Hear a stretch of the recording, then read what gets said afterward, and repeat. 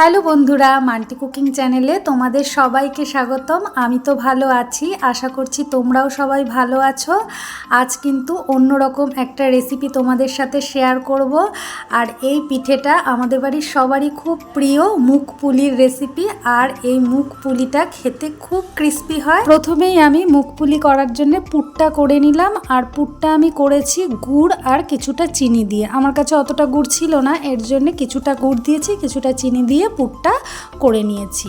তোমরা চাইলে তোমরা শুধু গুড় দিয়েও করতে পারো, পাটালি গুড় দিয়ে করলে বেশি ভালো হয়। এবার মুগ পুলিগুলো বানানোর জন্য মুগের মণ্ড তৈরি করব। এর জন্য দেখো এক বাটি মুগ ডাল আমি দিয়ে দিয়েছি কড়াইতে, আর শুকনো কড়াইতেই দিয়ে ভালো করে ভেজে আমি ধুয়ে প্রেসার কুকারে দিয়ে দিয়েছি। আর ওই বাটিরই মাপ করে আমি জল দিয়েছি, আর কিছুটা দেখো সামান্য নুনও দিয়ে দিয়েছি। বেশি নুন দেবে না, সামান্য নুন দিলেই হবে। আর 3টে সিটি দিয়েছি আমি, তাতেই আমার কিন্তু সেদ্ধ হয়ে গেছে, একদম ভালো মতন ডালটা সেদ্ধ হয়ে গেছে।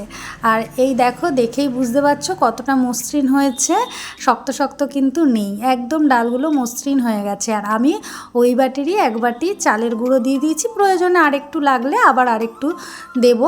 এরকমভাবেই তোমরা দেবে, তোমরা মাখতে মাখতে বুঝতে পারবে কতটা তোমাদের চালের গুঁড়ো লাগে। এই অবস্থায় চিনি কিন্তু মাস্ট, একটু চিনি দিতেই হবে, তাহলে পিঠেগুলো খেতে খুব স্বাদ হবে। আর খুব ভালো করে এইভাবে মাখতে হবে, একদম মসৃণ ডোটা তৈরি করতে হবে, তাহলে পিঠেগুলো গড়তে সুবিধা হবে।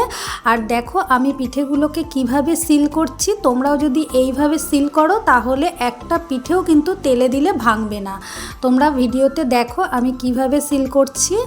আর আমার এই রেসিপিটা যদি তোমাদের ভালো লাগে তাহলে অবশ্যই কিন্তু লাইক আর সাবস্ক্রাইব করে রেখো আমার চ্যানেলটাকে।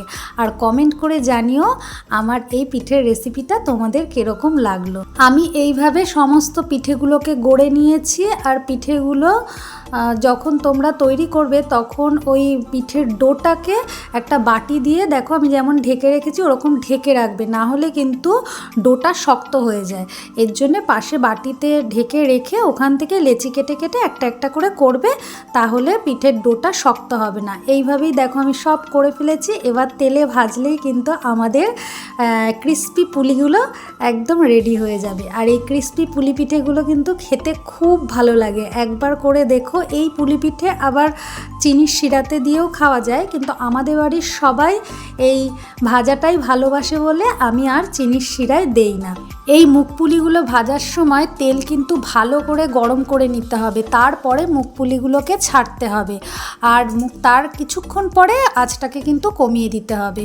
প্রথমেই যদি তোমরা আঁচটাকে কমিয়ে দাও তাহলে কিন্তু মুগ পুলিগুলো ভালো হবে না, ভেঙে ভেঙে যাবে, খুলে খুলে আসবে।